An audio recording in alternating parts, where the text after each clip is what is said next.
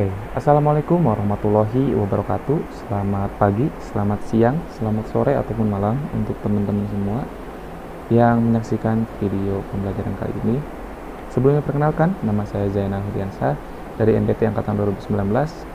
Dan di sini saya ingin mencoba sharing beberapa pemahaman saya tentang statistika bisnis untuk nantinya menjadi bahan buat bagi teman-teman semua agar dapat lebih memahami mata kuliah ini. Oke, langsung saja ke yang pertama. Di sini kita akan mencoba menyamakan konsep dulu ya terkait dengan statistika dasar, menyamakan konsep dan juga pemahaman. Nah, kalau dilihat dari definisinya, statistika ini merupakan suatu cabang ilmu pengetahuan yang berhubungan dengan cara-cara untuk mengumpulkan data dan fakta, mengolah, menyajikan, dan menganalisa data tersebut, hingga akhirnya nanti kita bisa mengambil kesimpulan serta membuat keputusan atas data yang terkumpul. Kemudian hal yang paling dasar di statistika itu ada yang namanya populasi dan sampel. Untuk populasi ini merupakan sekumpulan objek secara keseluruhan, sementara sampel merupakan bagian dari populasi yang memiliki karakteristik yang sama untuk nantinya bisa kita teliti.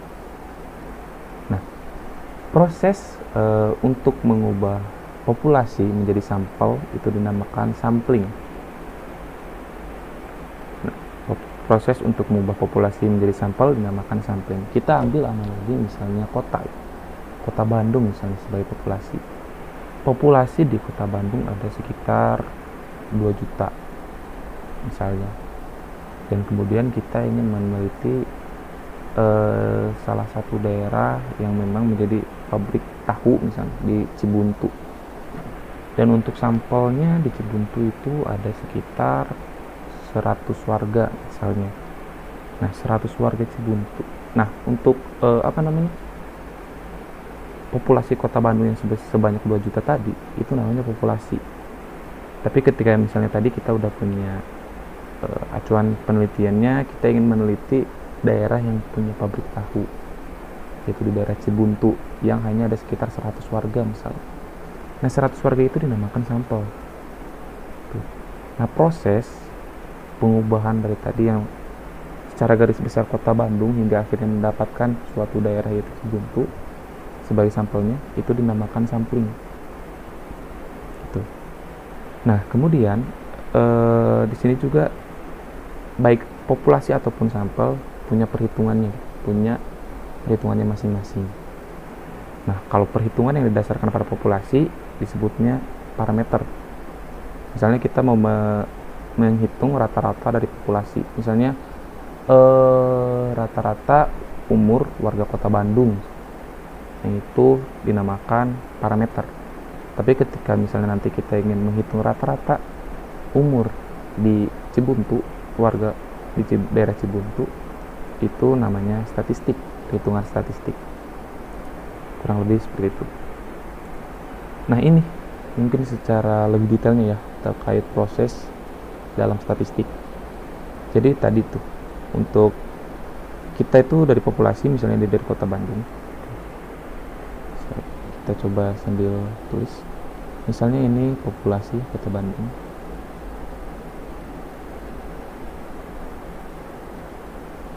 Misalnya kota Bandung.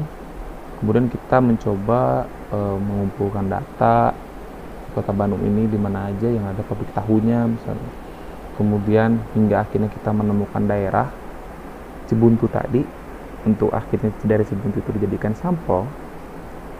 Daerah Cibuntu ya yang dijadikan sampel misalnya. Nah, proses ini yang dinamakan sampling ini, mulai dari sampling, kemudian ada pengukurannya juga, hitung rata-ratanya, terus mediannya berapa, modusnya berapa. Nah, itu dinamakan proses eksploratif yang termasuk ke dalam statistik deskriptif.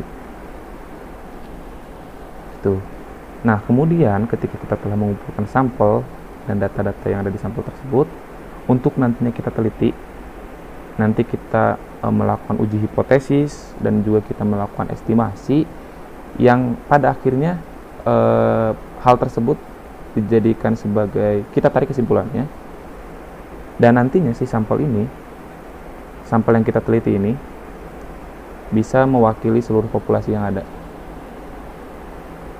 Nah, proses ini dinamakan proses konfirmatif yang termasuk ke dalam statistik inferensial.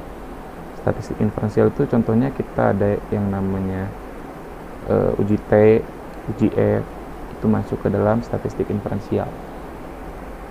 Nah, seperti itu. Kita lanjut aja. Ini ada beberapa tipe atau beberapa macam data ya, yang tergantung klasifikasinya berdasarkan apa. Nah, ketika kita melihat klasifikasinya berdasarkan sifat, kita bagi menjadi dua data itu. Terbagi menjadi dua, yaitu data kualitatif dan data kuantitatif. Mungkin kalau teman-teman mau gampang untuk mengingatnya, kalau kuantitatif itu lebih ke arah angka ya, dan perhitungan yang menggunakan rumus itu kuantitatif. Kalau kualitatif itu lebih banyak kalimat dibandingkan angka, lebih banyak menggunakan kalimat. Itu tidak terlalu banyak perhitungannya di kualitatif. Nah, kalau kualitatif itu dibagi lagi menjadi dua, yaitu ada nominal dan ordinal. Kalau nominal ini untuk data atau variabel yang tidak menunjukkan peringkat, hanya sebagai pembeda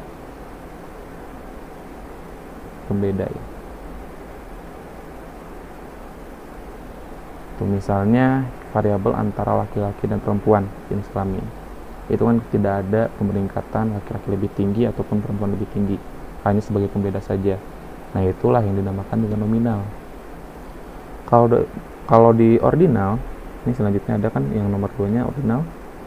Ini ada pemeringkatan atau ranking. Seperti misalnya juara nomor 1, 2, 3, itu kan ada pemeringkatannya gitu. Nah, kalau kuantitatif dibagi dua juga. Yang pertama ada diskrit. Kalau diskrit itu bilangan bulat seperti 1, 2, 3, 4, itu kan bilangan bulat. Nah, kalau kontinu itu bilangan desimal atau pecahan. Tuh. Misalnya kalau untuk desimal itu seperti nilai, terus tinggi badan, berat badan, itu masuk desimal kan. Tuh. Kalau bilangan bulat itu contohnya kayak misal jumlah penduduk, itu masuknya bilangan bulat. Itu jika kita lihat berdasarkan sifat. Terus kita juga bisa melihat berdasarkan sumber. Sumber itu ada sumber primer atau sumber sekunder. Kalau sumber primer itu yang pertama, sumber utama lah gitu. Sumber utama. Misalnya kita mau meneliti penyebab kericuhan di Stadion Kanjuruhan kemarin, kasus kemarin. Nah, kalau kita mau melihat dari sumber primer, itu kita bisa melakukan wawancara langsung terhadap orang yang ada di sana, entah itu panitia pelaksananya atau misal penonton yang ada di sana yang melihat secara langsung kejadian tersebut. Itu namanya sumber primer. Tapi kalau sumber sekunder, itu sumber kedua lah ya, bisa dibilang sumber kedua. Nah, kalau kita mau pakai sumber ini untuk meneliti apa yang terjadi di Stadion Kanjuruhan, itu kita bisa lihat artikel, bisa lihat berita. Itu pembedanya. Nah, kalau kita lihat berdasarkan waktu, dibaginya itu menjadi dua juga, yaitu ada time series dan cross section. Nah, bedanya itu kalau time series, objeknya satu objek, kurun waktunya banyak, atau lebih dari satu waktu. Misalnya kita mau meneliti perkembangan atau peningkatan penjualan di perusahaan A dari kurun waktu 2005 sampai 2010, dari 5 tahun kan itu. Nah, itu masuknya time series. Nah, kalau cross section, ini objeknya yang lebih dari satu, tapi waktunya cuma satu waktu. Misalnya kita mau membandingkan penjualan McD dan KFC di tahun 2010 misalnya. Nah, itu masuknya ke cross section. Terus kita juga bisa membagi berdasarkan klasifikasinya itu ada kategorikal sama numerikal. Kurang lebih sama seperti kualitatif dan kuantitatif. Nominal ordinal tadi udah dijelasin di atas juga. Nah, kalau interval itu ada rentangnya ya. Misal tinggi badan. Tinggi badan yang kita teliti misalnya dari 170 sampai 179 misalnya. Itu ada rentangnya gitu. Kalau rasio ini hampir mirip seperti interval, cuman kalau di rasio ini angka 0 digunakan sebagai angka mutlak. 0 itu mutlak. Misalnya juga berat badan, tinggi badan itu masuk juga rasio. Gitu. Nah, kalau berdasarkan fungsi, itu ada fungsi dependent dan independent. Kalau dependent itu yang dipengaruhi, kalau dalam penelitian variabel Y namanya. Tapi kalau independent itu yang mempengaruhi, dalam penelitian disebut variabel X. Kurang lebih seperti itu. Nah, untuk pengumpulan datanya, kalau data primer itu bisa kita cari datanya itu atau kumpulkan datanya itu dengan cara observasi atau melakukan pengamatan secara langsung ke lapangan. Misal kita mau meneliti budaya di suatu daerah, ya kita tinggal di daerah tersebut dan mengamati secara langsung budaya ataupun pola yang ada dalam masyarakat tersebut. Itu observasi. Kalau yang kedua itu interview. Nah, kalau interview ini interview secara langsung, wawancara. Terus ada juga eksperimen. Nah, kalau data sekunder ini melalui dokumen yang diunduh atau di print. Misalnya itu kayak laporan keuangan, laporan kinerja keuangan misalnya. Ini yang ada di IDX misalnya. Ini masuk ke dalam data sekunder. Kita misalnya dapatnya dari website IDX. Ini data sekunder. Seperti itu. Nah, untuk penyajian data ini dibagi dua sebetulnya. Untuk penyajian data itu yang kategorikal dan numerikal. Nah, sekarang kita mau memahami yang kategorikal dulu. Nah, untuk kategorikal ini bisa kita buat tabel. Penyajiannya itu bisa dalam bentuk tabel atau dalam bentuk diagram seperti ini, bar chart atau diagram batang, pie chart, diagram lingkaran, terus ada Pareto diagram juga. Nah, mungkin biar lebih kebayang, kita langsung lihat contohnya aja ya. Nah, contohnya ini. Seseorang telah melakukan investasi dengan instrumen sebagai berikut dalam ribuan dolar. Di saham 46,5, obligasi 32, CD 15,5, dan juga savingsnya 16. Nah, kita buat summary-nya atau tabel rekapitulasinya. Nah, tabel rekapitulasinya ada ini. Tipe investasinya, stocks, bond, CD, savings, itu masuk tipe investasi. Terus jumlah investasinya 46,5, 32, 15,5, 16, itu masuknya jumlah investasi. Nah, terus di tabel rekapitulasi juga kita tambahkan persentasenya. Nih, cara menghitungnya untuk persentase misalnya untuk yang ini 42,27 itu didapat dari nilai stoknya. Nilai stok 46,5 dibagi dengan totalnya ada 110 dikali 100%, hasilnya 42,27. Berikut pun seterusnya, ini 29,9 dan dapat dari 32 dibagi 110 dikali 100 dan seterusnya. Nah, baru dari setelah kita tabel rekapitulasi, kita juga bisa membuat bar chart atau diagram batang dan pie chart atau diagram lingkaran. Nah, kalau untuk bar chart nih sebenarnya hampir sama antara bar chart dan pie chart.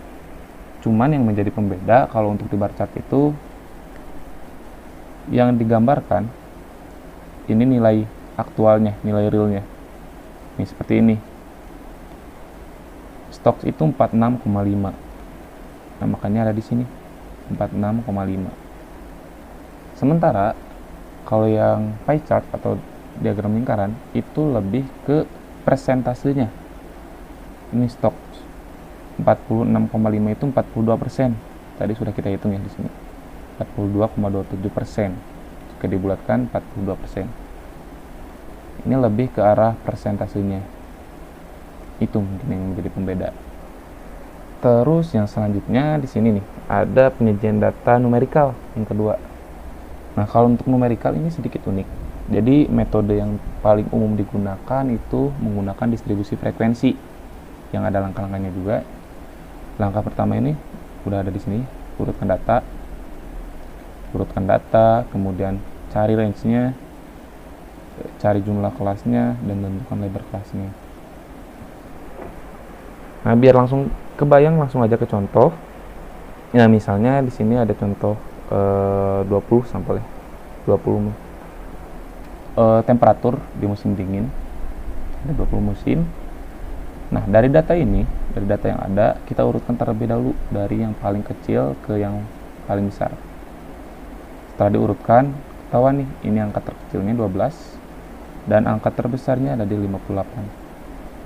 Selisih antara 58 dan 12 atau angka terbesar dan angka terkecil namanya range. Hasilnya 46.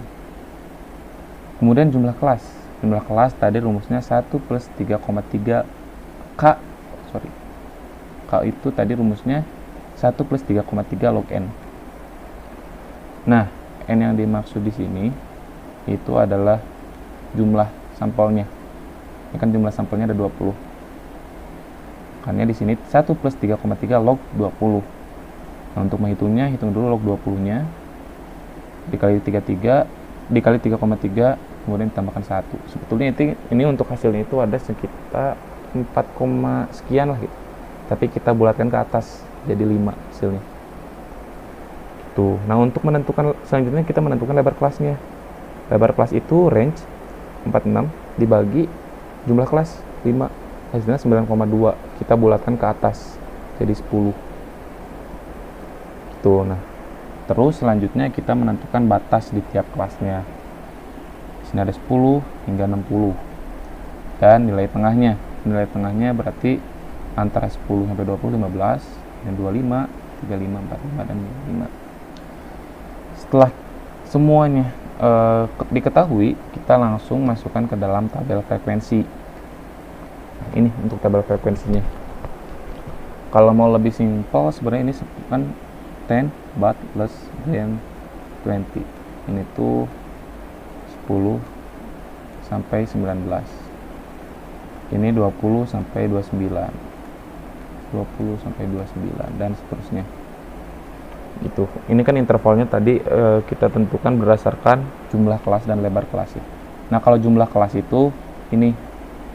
Jadi dari ininya nih. Ini 1 2 3 4 5. Itu jumlah kelas.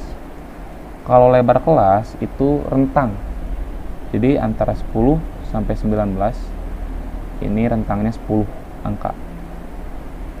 10, 11, 12, 13, 14, 15, 16, 17, 18, 19. Itu ada 10 angka tentang. Gitu. Nah, setelah itu ini class midpoints atau nilai tengahnya juga tadi sudah diketahui yang dimasukkan dan frekuensinya. Nah, frekuensi ini banyaknya. Jadi dari antara rentang 10 sampai 19 ada berapa data gitu. Antara 10 sampai 19 kan ini 1, 2, 3. Makanya frekuensinya 3. Dan seterusnya. Dan total frekuensinya 20. Terus presentasinya juga dihitung, rumusnya sama seperti sebelumnya. Jadi 3 dibagi 20 dikali 100%. Hasilnya ini 15%, 30%, 25, 20, 10. Terus di sini juga kita bisa menghitung frekuensi kumulatifnya dan juga persentase kumulatifnya. Nah, kalau untuk kumulatif ini ditambahkan terus. Jadi ini untuk yang pertama kan 3. Ini 3. Nah, berarti untuk yang kedua ini 3 ditambah 6 hasilnya 9. Terus 9 ditambah 5 hasilnya 14. 14 ditambah 4 hasilnya 18. 18 tambah 2 hasilnya 20. Tuh. Terus persentase juga sama, bisa dikumulatifkan. Mau bisa cariin sama, 15 tambah 30, 45, 45 tambah 25, 70, 70 tambah 20, 90, 90 tambah 10, 100. Gitu. Jadi kurang lebih ini 15 Kemudian 15 ditambah 30 hasilnya 45. 45 ditambah 25 hasilnya 70. 70 ditambah 20 hasilnya 90. 90 ditambah 10 hasilnya 100. Itu kumulatif. Kemudian selanjutnya kita bisa menyajikan ke dalam bentuk stem and leaf. Untuk stem itu angka puluhannya, jadi angka yang awal, yang depannya. Kalau untuk leaf itu angka satuannya. Jadi misalnya ini cara membacanya itu kan 1, 2, berarti 12, 13, 13, 17, 17. Jadi data yang ada di sini 12, 13, 17. 17. Terus ini ada 21, 24, 24 lagi, ada 2. Nah, kalau datanya double ada 2, ditulisnya 2 kali berarti 4, 4 lagi. Kemudian ada 26, 27 dan 27. 30, 32, 35, 37, 38 dan seterusnya. Kemudian kita juga bisa sajikan dalam bentuk histogram dan poligon. Kurang lebih cara membacanya sama, cuman beda bentuk aja antara histogram dan poligon. Kalau histogram itu lebih mirip ke diagram batang, tapi kalau poligon itu garis. Tuh, untuk penyajian data. Dan satu lagi mungkin, untuk penyajian data kita juga bisa menyajikan dalam bentuk scatter diagram. Nah, untuk scatter diagram ini tujuannya atau fungsinya adalah untuk melihat hubungan antar dua variabel. Contohnya sebagai berikut.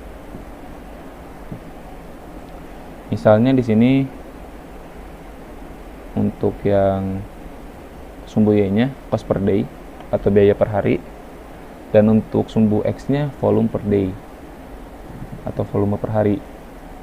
Nah, ini ketika volumenya 23 berarti si cost per day-nya 131. Terus 24 volume per day-nya 24, cost per day-nya 120. Dan seterusnya. Nah, gimana cara kita melihat hubungannya? Ini kan dapat dilihat nih, ketika kita tarik garis, garisnya cenderung naik, cenderung meningkat. Setiap volume per harinya meningkat, cost per day-nya juga ikut meningkat. Maka dari itu hubungannya adalah berbanding lurus. Tuh. Jadi ketika sumbu X meningkat, sumbu Y meningkat. Ketika sumbu X mengalami penurunan, sumbu Y juga mengalami penurunan.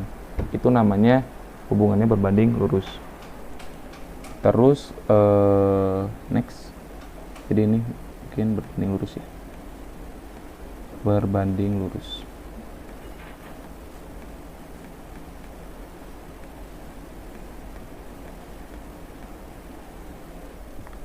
Nah, untuk selanjutnya adalah pengukuran data.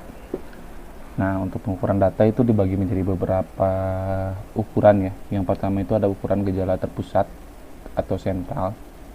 Nah, untuk ukuran gejala pusat atau sentral ini yang pertama ada yang namanya mean atau rata-rata. Ini mungkin yang paling umum ya, paling basic yang pastinya teman-teman semua juga udah tahu gimana cara nyari rata-rata. Ini mungkin biar lebih ke gambar ada contohnya. Jadi di sini ada beberapa data. Nah, untuk mencari rata-ratanya kita tinggal totalkan semuanya. Ini kita totalkan semuanya. Kemudian dibagi dengan jumlah datanya ada berapa atau total datanya. 1, 2, 3, 4, 5, 6, 7, 8, 9, 10, 11, 12, 13, 14, 15, 16, 17, 18, 19, 20 dibagi dengan jumlah datanya. Hasilnya 32,4. Ini untuk yang data tunggal ya, atau yang lebih simpel. Nah, untuk yang lebih rumitnya ada yang data yang dalam bentuk tabel frekuensi. Seperti ini contohnya.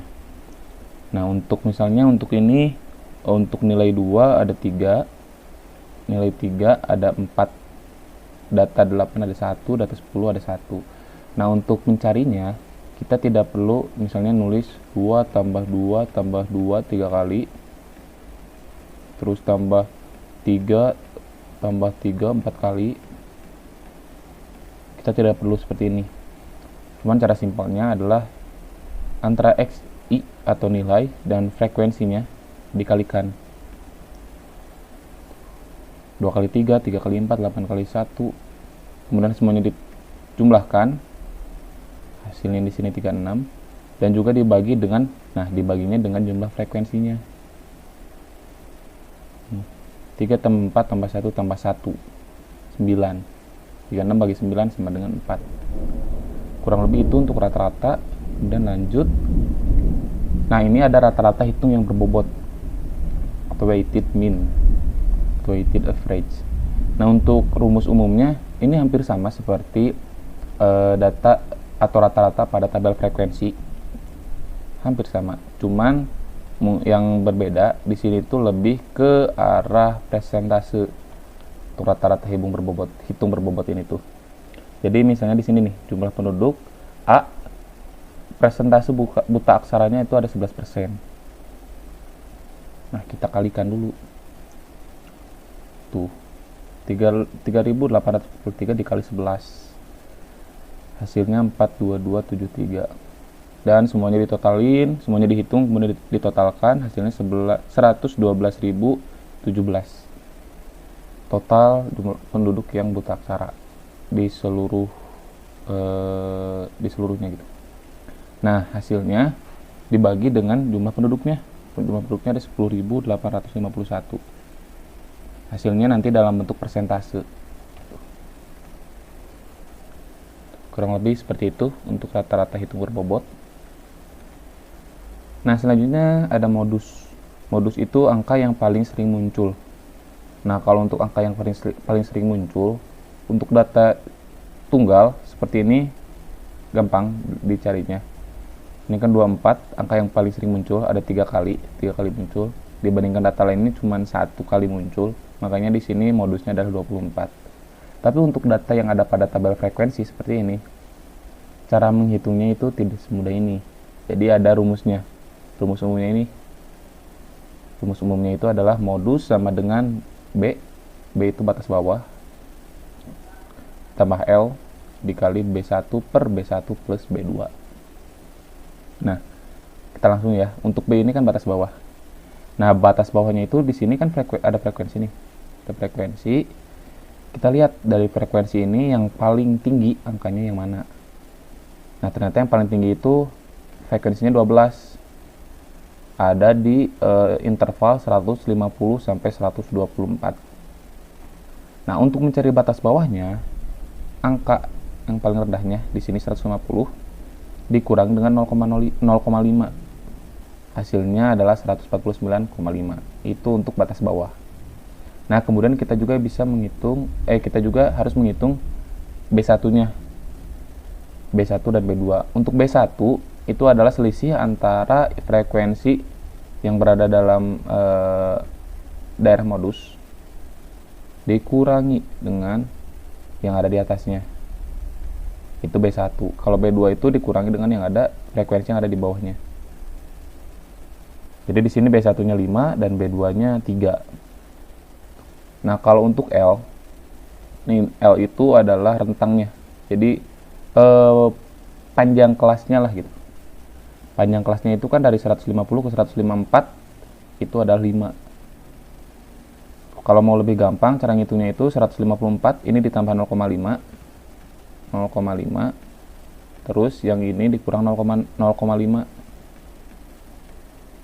Nah, selisihnya adalah 5. Itu untuk panjang kelasnya. Setelah diketahui semua datanya, tinggal masukkan ke dalam rumus.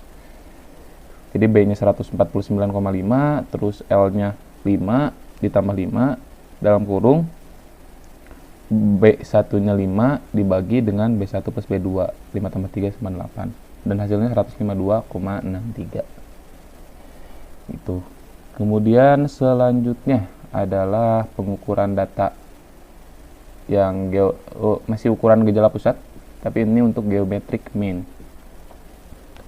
Itu. Nah, kalau untuk geometric mean ini berkaitan dengan penduduk.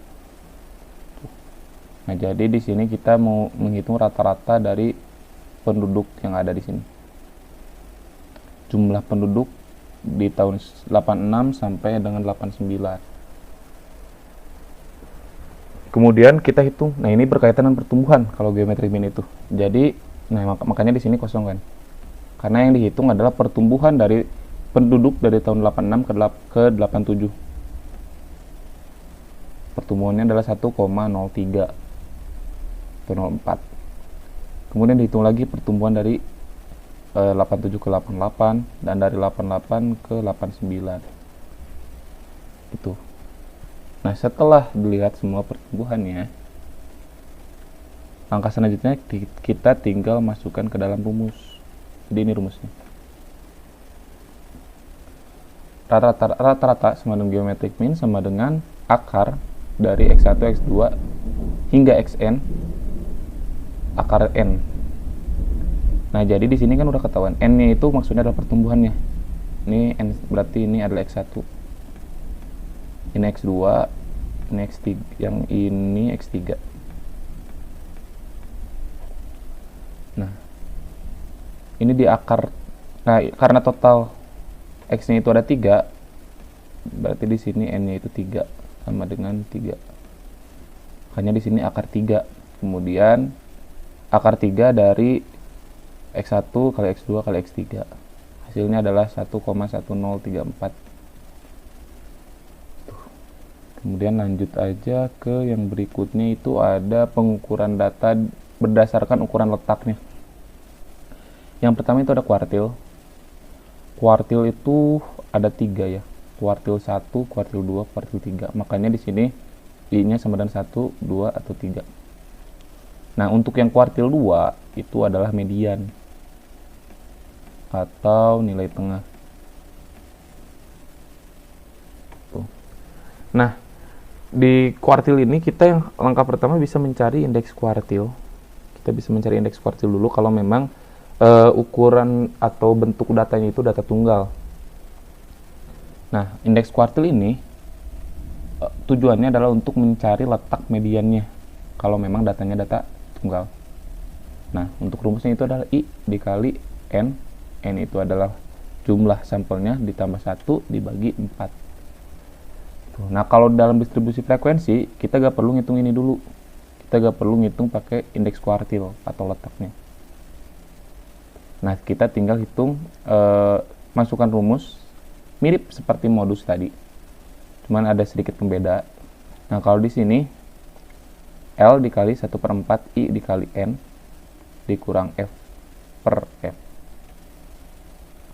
Nah, mungkin biar, nah untuk F ini ya, F ini kan F besar, dan ini F kecil, beda ya, beda artinya. Kalau F besar itu untuk jumlah frekuensi sebelum frekuensi median, kalau yang F kecil itu frekuensi di kelas mediannya. Next, selanjutnya mungkin nanti contohnya kita langsung bareng aja. Jadi nanti ada contoh soalnya di sini. Jadi kita, karena untuk ukuran letak itu kurang lebih rumusnya sama antara kuartil, kemudian di sini ada desil, ini juga sama, hanya bedanya per 10 karena desil itu 10 kan. Nah, jadi di sini per 10. Kemudian di sini juga di distribusi frekuensi bedanya 1/10. Kalau tadi kuartil 1/4. Sisanya sama. Ada juga persentil. Persentase nilainya kan 100. Ini cuma ngubah ininya aja jadi 100. Dan dalam distribusi frekuensi juga jadi 1/100, sementara sisanya sama. Nah, makanya di sini mungkin untuk contohnya agar lebih efektif kita coba ini. Di sini ada soal kalau untuk data tunggal. Nah, ini data tunggal nih. Yang paling kiri contoh soal 1 itu data tunggal. Nah, kalau untuk kuartil dalam data tunggal itu cara mencarinya pakai indeks kuartil aja untuk mencari letaknya aja itu. Nanti ini di sini dilihat dulu nih, datanya harus diurutkan. Nah, di sini karena di sini ada keterangan setelah diurutkan, berarti kita tidak perlu mengurutkan lagi. Nah, kalau untuk mencari kuartil 1 itu rumusnya adalah seperti ini. 7, ini untuk letaknya 7 ditambah. Nah, untuk rumusnya kenapa ini bisa 7 tambah 9? 7 tambah 9 berarti di sini.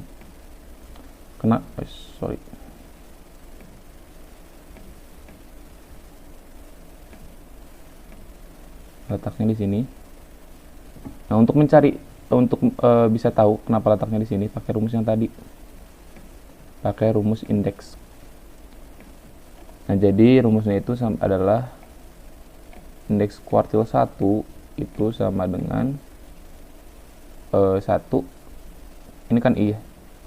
Ini I dikali N plus 1 dibagi 4 sama dengan 1 dikali jumlahnya itu ada 3, 4, 5, 6, 7, 8, 9. 9 ditambah 1 dibagi dengan 4. Nah, 10 dibagi 4 sama dengan 2,5. Berarti untuk letak kuartilnya, letak kuartil 1 itu ada di antara angka 2 dan angka 3. Jadi 7 ditambah 9 dibagi 2.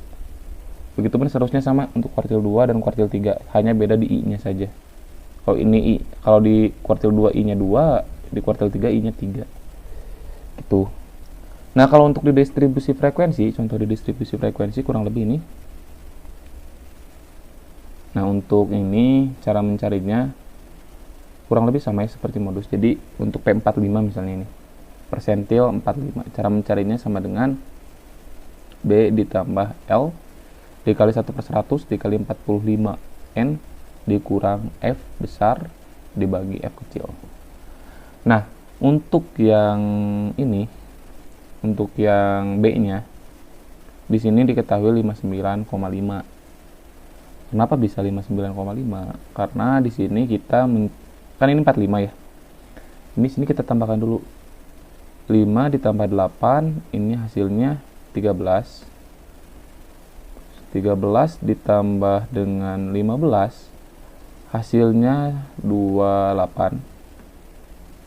Nah, 28 ditambah 37, itu hasilnya 40 sekian lah ya. 2837 berarti 60-an, 60 sekian. Nah, berarti angka 45 ini, persentil 45 itu ada di sini, ada di baris ini. Makanya B-nya 59,5 hasil dari 60 dikurang 0,5. Itu terus ditambah 10 panjang kelasnya. Jadi 60 dari 60 ke 69 kan panjang kelasnya 10 dikali 1/100 dikali 45. 45 itu karena persentilnya 45, jadi dikali 45. Kemudian dikali 100 karena totalnya ada 100 total datanya. Kemudian dikurangi F besar. F besar itu yang sebelum letak persentil ya. Jadi 5 tambah 8 tambah 15 tadi 28. Kita sudah hitung bersama 28. Ini 45. 1/100 dikali 45 dikali 100, ini 100-nya dicoret. Jadi sisa 45 dikurang 28 dibagi 37. 37 itu F kecil. Nah, ini 37-nya dari sini. Tuh. Nah, selanjutnya dihitung, kemudian totalkan hasilnya dari 64,09. Kurang lebih seperti itu untuk yang ukuran letak. Nah, selanjutnya ada ukuran keseragaman.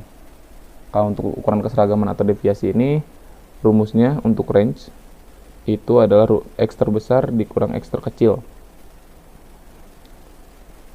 Sudah kita ketahui sebelumnya juga ya. Ini range itu sudah ada sebelumnya juga, X terbesar kurang X terkecil. Nah, untuk rentang antar kuartil itu rumusnya kuartil 3 dikurang kuartil 1. Nah, untuk deviasi antar kuartil setengah dari RAK atau setengah dari kuartil 3 dikurang kuartil 1. Ini contoh soalnya di sini. Jadi di sini range-nya itu 20, ini angka terbesarnya 20 dikurang angka terkecilnya 5, jadi 15. Nah, untuk letak kuartil 1 atau indeks kuartil 1 ada di antara 2 dan 3 atau 2,5. Jadi 7 ditambah 9 dibagi 2 itu kuartil 1. Hasilnya 8. Dan kuartil 3-nya ini ada di antara 7 dan 8. Nah, antara 7 dan 8 itu ada di 1, 2, 3, 4, 5, 6, 7, 8, 16. 16 tambah 16 dibagi 2, hasilnya 16. Nah, untuk RAK-nya K3 dikurang K1 atau 16 dikurang 8, hasilnya 8. Dan DAK-nya setengah dari 8, jadi 4. Itu untuk ukuran keseragaman. Untuk selanjutnya ada yang namanya indeks variasi kualitatif atau IVK. Nah, di sini itu untuk menghitung keseragamannya. Apakah data seragam atau tidak seragam. Rentangnya itu ada di antara 0 dan sampai 1. Ketika nilainya 0, berarti artinya seragam sempurna. Maksudnya, berarti di sini dalam artian tidak ada perbedaan. Semua datanya sama. Itu, misal pegawai negeri semua. Abri semua. Nah, tapi semakin besar angkanya, semakin mendekati 1 berarti artinya sangat tidak seragam. Semakin tidak seragam. Kenapa? Karena berarti kan seperti ini. Misalnya di sini pegawai negerinya ada 1 misalnya. Abrinya 1, petaninya 1, pedagang 1, buruh 1, lain-lain 1. Nanti nilainya pasti 1 nilai IVK-nya. Karena artinya sangat tidak seragam, semuanya berbeda. Gitu. Nah, untuk rumus mencari IVK ini adalah ini. Kalau melihat rumusnya mungkin agak pusing ya, makanya di sini langsung ada contoh soal biar kalian lebih ke gambar. Nah, yang harus pertama kita cari adalah K. K itu merupakan total datanya atau seperti N. Itu ada di sini nih. Bukan total data sih, lebih ke total variasi maksudnya. Total variasinya, K itu total variasinya. Ini di sini ada variasinya ada 6. Itu. Terus kalau makanya di sini nilainya 6. Terus kalau FI, ini kan sigma FI ya. Sigma FI itu nih frekuensinya ditotalkan 15, baru dikuadratkan, dikurangin sigma FI yang sudah dikuadratkan sebelumnya. Jadi di sini kalau yang ini FI-nya ditotalkan dulu baru dikuadratkan, tapi kalau yang ini FI-nya dikuadratkan dulu baru ditotalkan. Jadi ini dikuadratkan dulu. 6 kuadrat 36, 2 kuadrat 4, 4 kuadrat 16, dan seterusnya. Sampai akhirnya ketahuan sigmanya atau totalnya ada 61. Makanya di sini 15 kuadrat kurang 61. Dibagi 15 kuadrat dikali 6 dikurang 1. Atau K dikurangi 1. Di sini kurang 1. Hasilnya 0,874666. Kurang lebih seperti itu untuk penggunaan rumus IVK ini. Next. Selanjutnya ada yang namanya simpan rata-rata. Simpan rata-rata ini merupakan selisih antara data atau nilai data dikurangi dengan rata-rata data tersebut. Di sini ada beberapa rumus. Pertama untuk rumus populasi, menggunakan populasi. Kemudian ini untuk rumus dengan jika datanya sampel. Dan ini rumus dalam distribusi frekuensi. Seperti itu. Nah, biar lebih gampang kita langsung masuk ke contohnya saja. Nah, mungkin di sini ini kan contohnya untuk distribusi frekuensi ya. Nah, kalau untuk data yang simpelnya, nih, data tunggal namanya. Misalnya 1, 2, 3, 4, 5. Nah, untuk mencari data ini, untuk mencari simpan rata-rata ini, kita cari rata-ratanya dulu.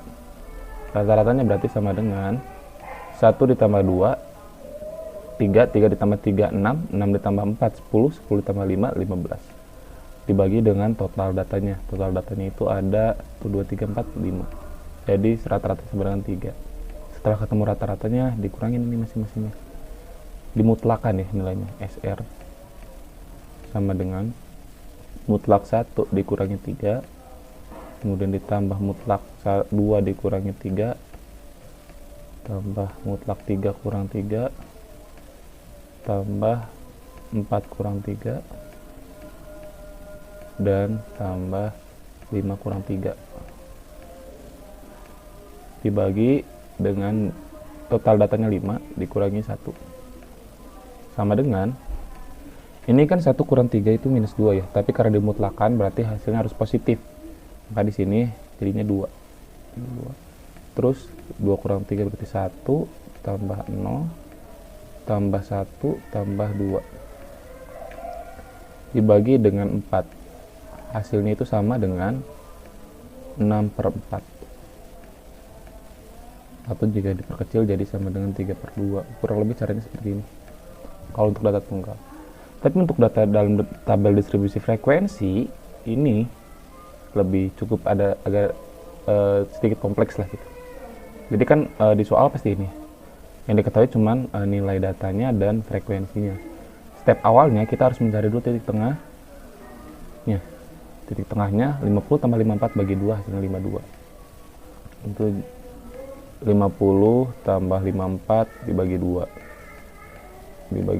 hasilnya 52. Begitupun ke bawahnya sama, 55 tambah 9 59 dibagi 2 57 dan seterusnya. Nah, nantinya nilai tengah ini dikalikan dengan frekuensinya. Dikalikan. Jadi 52 kali 3 156 dan seterusnya sampai ketemu sigmanya atau totalnya. Total ini digunakan untuk menghitung rata-ratanya. Jadi rata-ratanya adalah 1280, total XI dikali FI atau FI kali XI dibagi dengan total frekuensinya. Hasilnya adalah 64. Setelah ketahuan rata-ratanya, lanjut ke step berikutnya. Nah, di step berikutnya ini kita mencari tadi yang XI, mutlak XI dikurangi rata-rata atau mutlak nilai datanya dikurangi rata-rata. Nah, ini nilai datanya menggunakan titik tengah. Titik tengah di sini kan 52. 52 dikurangi rata-rata 64, dimutlakan hasilnya 12. 52 dikurangi 64 8. Terus kalau yang ini 57 dikurangi 64 dimutlakan. Gitu. Dan seterusnya sampai nanti ketahuan nilainya. Setelah itu dikalikan dengan frekuensinya. Jadi ini 3 dikali 12, 4 kali 7, 5 kali 2 dan seterusnya. 2 kali 3, 2 kali 8, 4 kali 13. Nanti udah ketahuan, kita totalkan, kita sigmakan hasilnya 148. 148 dibagi dengan N-1. N-1 ini frekuensinya. Total frekuensi kan tadi ada 20 ya. Ini 20 dikurangi 1 hasilnya 19. Gitu. Dan ini SR. Ini hasilnya sama dengan 7,8. Kurang lebih seperti itu untuk simpangan rata-rata. Selanjutnya ada varian, simpangan baku, dan koefisien variasi. Untuk simpangan baku atau untuk varian, rumusnya ini. Untuk populasi, ini untuk sampel, dan ini untuk distribusi frekuensi. Sementara simpangan baku itu akar dari varians. Tuh. Terus ada yang namanya koefisien variasi juga untuk melihat variasi dalam suatu data atau keberagaman dalam suatu data. Ini untuk rumus untuk populasi, dan ini untuk rumus untuk sampel, kurang lebih hampir sama. Biar gak bingung, kita lanjut aja langsung ke contoh soalnya. Nah, di sini contoh soalnya, data ini kita ubah dulu ke dalam bentuk tabel. Nah, ini hasilnya. Kita kuadratkan nilainya. XI kuadratkan, semuanya dikuadratkan, ketahuan hasilnya. Kemudian sigma XI juga ketahuan hasilnya. Ini fungsinya untuk apa? Fungsinya untuk mencari simpan bakunya nanti ya. Nah, untuk yang umur ini ditotalkan, fungsinya untuk rata-rata. Digunakan untuk mencari rata-ratanya. 186 dibagi dengan 6, karena ini 6. Total datanya ada 6. Hasilnya 31 tahun. Ini baru ketahuan rata-ratanya aja. Sementara untuk simpangan bakunya kan ini rumusnya. Sigma XI, N dikali sigma XI kuadrat dikurangin sigma XI dikuadratkan dibagi N-1. Itu. Nah, di sini kita langsung mencari simpangan bakunya ya. Yang diperintahkan langsung mencari simpangan bakunya. Ini nih, XI dikuadratkan. Ini hasil ini. Jadi kalau yang ini dikuadratkan dulu semua, baru ditotalkan. Kalau yang ini ditotalkan dulu, baru dikuadratkan. Makanya kita pakai ini 186 dikuadratkan. Ini N nya, nilai datanya 6. Maka gini. 6 kali 6030 dikurang 186 kuadrat dibagi 6, 6-1. Hasilnya adalah 7,26. Ini untuk simpangan bakunya. Sementara untuk variansnya, kita tinggal kuadratkan aja. S kuadrat sama dengan, kita hitung, 7,26636,36085 dikali 7,26636,36085. Hasilnya 52,8. Nah, 52,8 ini namanya varians. Gitu. Nah, tapi ketika kita udah mengetahui simpangan bakunya, untuk mencari koefisien variasinya tinggal Simpan baku dibagi dengan rata-rata dikali 100%. Nah, ini variasinya. Gitu. Untuk pendapatan karyawan kurang lebih caranya hampir sama. Jadi di sini langsung kita skip langsung ke sini dan nilainya. Udah ketahuan nilai koefisien variasinya 52,92%. Nah, di sini pertanyaannya adalah mana yang lebih seragam? Di sini kita mencari koefisien variasi, yang berarti kita mencari data yang paling beragam, paling tinggi, lebih tinggi nilainya, lebih beragam juga datanya, atau lebih berbeda-beda, lebih banyak tipenya gitu.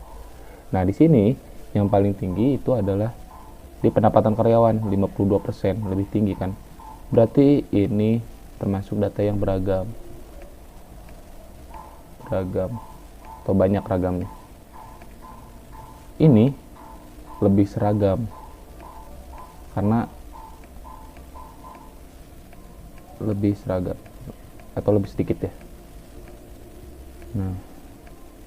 Nah, karena ini lebih kecil, berarti yang lebih seragam adalah adalah yang data umur karyawan. Itu lebih seragam atau tidak terlalu beragam lah datanya. Masih banyak kesamaannya. Gitu, kurang lebih seperti itu.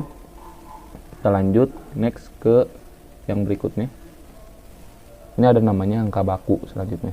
Nah, untuk angka baku ini ada rumusnya juga untuk populasi dan juga untuk sampel. Di sini kita mencari data yang lebih baik. Jadi biasanya kita tuh di sini diberikan dua data untuk kita teliti, yang kemudian nantinya kita bandingkan mana yang lebih baik. Nah, kalau di sini untuk mencari kedudukan yang lebih baik itu harus berarti data yang lebih tinggi atau nilainya lebih tinggi itu lebih baik. Misalnya di sini seorang mendapat nilai 80 pada ujian akhir mata kuliah bahasa Indonesia, berarti ini ini X. Sedangkan rata-rata 75 rata-ratanya, dan simpanan bakunya 10. Juga sama bahasa Inggris, X-nya 85, rata-ratanya 78, dan simpanan bakunya 15. Kalau udah ketahuan gini, tinggal masukin rumus aja. 80 kurang 75 dibagi 10, 0,5. Dan yang ini 85 kurang 78 dibagi 15, 0,46. Berarti data yang lebih baik adalah, kedudukan yang lebih baik adalah bahasa Indonesia, karena nilainya lebih tinggi dibandingkan mata kuliah bahasa Inggris. Bahasa Indonesia lebih tinggi daripada bahasa Inggris, makanya ini yang lebih baik.